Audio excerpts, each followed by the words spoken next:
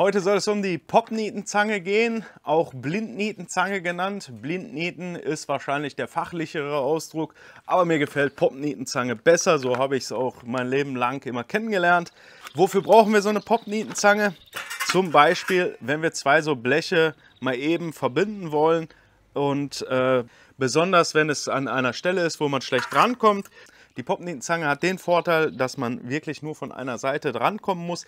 Das zeigen wir euch am Ende des Videos an einem wirklichen Praxisbeispiel. Jetzt soll es erstmal um die Theorie gehen, weil Sarah kannte so eine Popnietenzange noch gar nicht. Und ja, habe ich gedacht, wenn ich Sarah erklären kann, dann kann ich es euch allen erklären. Dann ist vielleicht mehreren Leuten gleichzeitig geholfen. So, erstmal zu der Zange an sich. Wir haben uns hier so eine Popnietenzange mal gekauft, die hat, glaube ich, 150.000 oder so Guaranis gekostet. Müssen wir euch mal unten einblenden, was das in Euro sind. Wir haben uns bewusst für die teure entschieden. Soll eine Marke sein, ich kenne die Marke jetzt nicht, vielleicht kennt die einer von euch. Mit der Zange werden dann solche Popnieten verpoppt. Die gibt es in verschiedenen Durchmessern, in verschiedenen Längen. Wir haben ja jetzt hier nur dünne Bleche. Ich glaube, die sind 0,4 mm dick. Bei 2 Stück sind wir bei 0,8 mm. Dementsprechend brauchen wir jetzt keine 5 Meter lange Popniete, sondern haben uns hier für die kürzeren entschieden. Wenn Sarah mal hier drauf filmen würde, die gibt es halt in verschiedenen Millimeter Durchmessern. Ob das jetzt alle sind, wage ich zu bezweifeln, gibt vielleicht sogar noch mehr. Dann in Aluminium, Kupfer, Stahl und sogar in Edelstahl gibt es die Dinger. Ich weiß jetzt gar nicht, ich habe nicht nachgefragt, was das ist hier. Hier ist ja immer so eine Sache, die kriegt man ja meist unverpackt und sagt, keine Ahnung, ich will 3 Stück haben, dann kann man 3 Stück kaufen. So, jetzt packen wir die einfach mal aus. Bei euch in Deutschland könnt ihr die natürlich in jedem Baumarkt kaufen. Oft haben Discounter auch so Sets, wo dann direkt so eine gewisse Auswahl an Popnieten dann mit dabei sind. Haben wir jetzt nicht, wir haben jetzt nur die Popnietenzange. Hier befindet sich dann meistens im Griff, befindet sich meistens so ein Werkzeug. Mit dem kann man dann hier diese verschiedenen Aufsätze lösen, um die dann da oben einzusetzen. Wir müssen jetzt mal gucken. Ja, unser Aufsatz passt jetzt zufälligerweise. Wenn man jetzt größere oder kleinere Popnieten hat, müsste man den dementsprechenden Aufsatz wählen. Wir haben jetzt Glück, der passt. Ist aber eigentlich ganz einfach. Hier mit dem kann man den lösen, rausdrehen und dann könnte man hier sich einen anderen rausmachen. Lässt den runterfallen, das ist natürlich der Nachteil bei so einem Schweißtisch. Da fällt alles durch. So, jetzt könnte man den hier oben reindrehen, wollen wir aber nicht, der passt ja nicht. Drehen wir dann den richtigen rein. Damit er nicht wegkommt, unten wieder rein. So. So viel zu dem Werkzeug. Jetzt machen wir die erste Praxisübung. Erstmal hier so eine Trockenübung, werden diese beiden Bleche hier verbinden. So legt man natürlich keine Bleche hin, die sind natürlich nicht entgratet und nichts. Das sind hier so irgendwelche Reststücke. Ich nehme gerne hier diese Krimpzangen oder wie auch immer die heißen, die man auch beim Schweißen benutzt, sind echt super. Die werden wir auch gleich in unserem Praxisbeispiel benutzen. Machen wir jetzt mal hier 2 Stück dran und beim nicht entgrateten Blech jetzt natürlich richtig aufpassen. Am besten wäre natürlich, wenn man Lederhandschuhe anhat. So, das soll aber ja hier einfach jetzt nur zu Vorführzwecken dienen. Wenn wir eine 4 mm Popniete benutzen, brauchen wir natürlich auch einen 4 mm Bohrer. Besser wäre natürlich ein bisschen größer, irgendwas 4,2er oder wie auch immer. Ich hatte in Deutschland so ein Set, wo wirklich stufenlos die Bohrer mit drin waren. Habe ich aber jetzt leider nicht hier mitgenommen oder habe ich jetzt hier nicht zur Verfügung und in meiner Wühlkiste will ich nicht suchen. Aber ein 4 mm Bohrer passt schon. Im Idealfall hätte man jetzt einen 4,2er Bohrer oder so, aber das kriegen wir schon rein. Jetzt ist natürlich der Schweißtisch wieder vom Vorteil. Ich kann mir das Blech, dieses Wellblech hier super reinlegen und dann bohren. Damit wir mit dem Bohrer nicht abrutschen, nehmen wir jetzt hier so einen Körner. Körnen da einfach mal, naja, natürlich da, wo auch die Bleche überlappen. Jetzt einfach mal gekörnt. Und dann können wir natürlich viel besser bohren.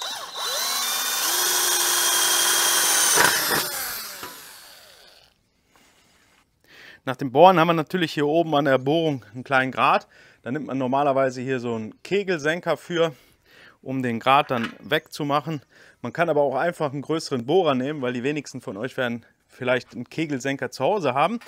Deswegen nehmen wir jetzt einfach mal hier einen bisschen größeren Bohrer. Den hat dann jeder zu Hause. Und dann wirklich nur ganz leicht einmal ansetzen. Und schon ist der Grat auch weg, ohne professionellen Kegelsenker. Jetzt kommen wir endlich zum Poppen. Dafür machen wir hier unten die Sicherung von der Popnietenzange auf, schieben hier die Popniete mit diesem langen Stiel da rein. Die Zange macht jetzt Folgendes: Die zieht diesen langen Stiel nach hinten. Dadurch wird diese Kugel hier gegen das Material gepresst, das pilzt sich dann auf. Haben dann hinten und vorne so eine schöne Wulst und das Ding ist fest. So, jetzt ist das natürlich hier so eine Sache. Jetzt kann man das schon mal so leicht zudrücken, dann fällt die auch nicht mehr raus. Ja, jetzt wird das einfach hier reingeschoben. Dadurch, dass wir jetzt ein 4er Loch gebohrt haben, muss man ein bisschen drücken. Beim 4-2er Loch wäre eure Niete jetzt ohne Probleme reingegangen. So, jetzt werden wir einfach mal poppen. Ich mache das immer ganz gerne, wenn ich die fast durchgedrückt habe, lasse ich einmal komplett los, drücke nochmal nach und ziehe dann jetzt einfach durch, bis das Ganze knackt. So, jetzt hat die Zange automatisch diesen Stiel damit abgemacht. Na, jetzt kommt der vorne raus. Normalerweise sollte der hinten rausfallen. Das ist dann der Stiel, der da drin ist. Und so sieht das Ganze dann hinten aus. Ist auf jeden Fall fest. Bei der zweiten Niete, die wir jetzt hier reingemacht haben, um das Ganze einmal von der Rückseite zu filmen, ist jetzt Folgendes passiert. Und zwar dieser Stielstängel von der Niete ist nicht rausgekommen. Jetzt hat man ja hier an diesem Werkzeug, was ja hier in der Zange drin ist, noch so eine Gabel. Und die passt da hinten wunderbar rein. Jetzt schrauben wir da drauf. Da muss man ein bisschen aufpassen. Da ist ja dieser ganze Mechanismus drin. Das ist natürlich ärgerlich. Jetzt haben wir extra sozusagen das Markengerät gekauft, in der Hoffnung, dass solche Sachen da nicht passieren. Weil das ist natürlich ärgerlich, wenn man jetzt viel zu nieten hat. So, jetzt kommt da die Verschlussschraube hinten raus. Da muss man natürlich ein bisschen aufpassen, gerade jetzt hier. Der kommt raus. Da habe ich gerade noch gesagt, man muss aufpassen. Ja, und schon flog hier die eine Backe mit raus. Aber das ist ja immer so. Man gibt immer die schlauen Tipps und macht dann den Mist. So. Auf jeden Fall sitzt unser Stiel da hartnäckig drin. Wir müssen sogar noch hier vorne diese Einführöse rausnehmen. Und da ist er. So haben wir wenigstens jetzt nochmal alles auseinanderbauen können. Und jetzt kann ich euch noch zeigen, wie man das alles wieder reinmacht. Bleibt die hier so drin? Natürlich nicht. Wenn man jetzt nicht so schnell alles rausgekippt hätte. Aber es ist eigentlich ganz einfach, weil diese Backen müssten ja zuerst rein.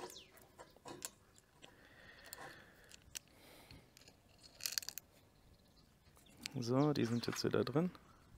Dann kommt der da rein. Die Feder. Und das Ding. Da muss man jetzt natürlich ein bisschen aufpassen, dass er da reindrücken muss. Einfach wieder festschrauben. Das ist ein bisschen fummelig. So.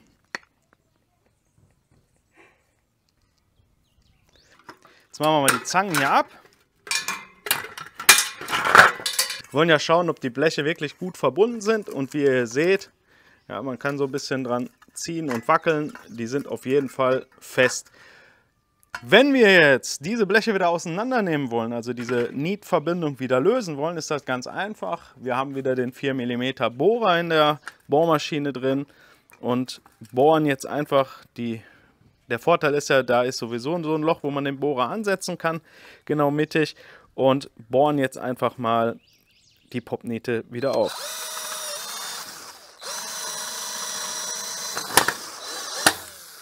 Bei der anderen auch.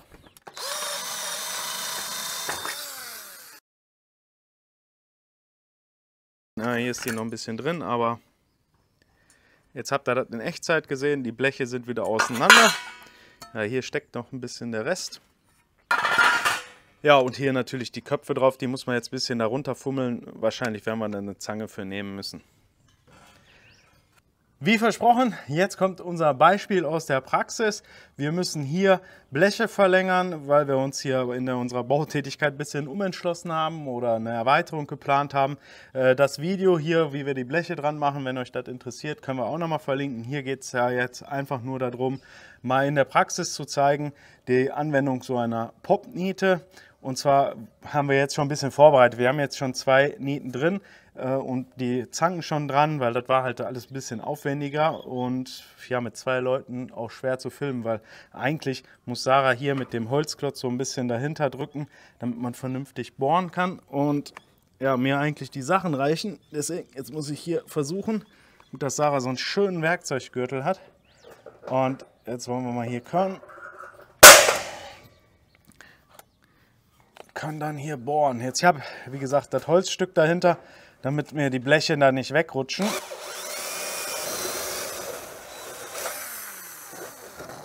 In der Praxis ist das natürlich immer ein bisschen komplizierter, aber wie ihr seht, funktioniert das schon. Jetzt wechseln wir einmal schnell den Bohrer. Im Idealfall habt ihr jetzt 2 Akkuschrauber, aber leider ist unser zweiter ein bisschen kaputt gegangen.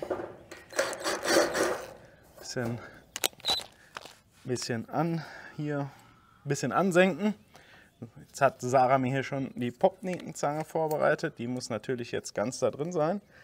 Und jetzt ist das auch hier so ein bisschen kompliziert, weil wir müssen natürlich gucken, dass uns das hintere Blech nicht wegrutscht beim Reindrücken. Jetzt wäre der 4,2 mm Bohrer natürlich wieder ideal, weil dann die Niete einfacher reingehen würde.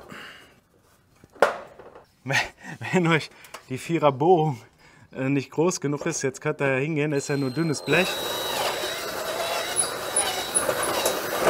Macht man natürlich nicht. Und jetzt müssen wir hier mal wieder erstmal jonglieren hier mit den Werkzeugen. Jetzt sollte das da ein bisschen einfacher reingehen. Und funktioniert. Also kann man sich immer ein bisschen behelfen, wenn man da irgendwo auf der Baustelle, auf der Leiter oder wie auch immer ist. So, Popniete drin. Jetzt können wir unsere Zangen eigentlich schon abmachen, theoretisch, und bohren die nächsten und poppen die nächsten und schon ist das Blech dran. Wie ihr sehen könnt, so eine Popnietenzange ist auf jeden Fall ein sinnvolles Werkzeug. Und ihr könnt damit alles Mögliche machen. Auch am Auto kann man da öfter mal sich ein bisschen behelfen. Und jo, wie gesagt, die werden oft in den Discountern so als Sets verkauft oder ihr bestellt das bei Amazon, kann ich euch unten mal verlinken. Im Baumarkt gibt es die natürlich auch. Es muss nicht jetzt hier so ein teures sein, die gibt es auch günstiger. Wenn ihr dann nur mal 3 Nieten machen wollt, dann könnt ihr euch auch eine günstigere kaufen. Wir haben gesagt, wir nehmen die ein bisschen teurere, weil wir werden sicherlich noch die ein oder andere Popniete verpoppen. So, wenn euch das Video gefallen hat, gerne Daumen nach oben, Abo dalassen und guckt euch das Video an, wie wir hier unser Blechhaus zusammenzimmern. Bis dahin, ciao. Ich muss mal eben noch den Körner holen. Jetzt habe ich noch was zum Senken vergessen. Irgendwo da an dem Holz. Die Niete. Jetzt fliege ich hier noch fast von der Leiter.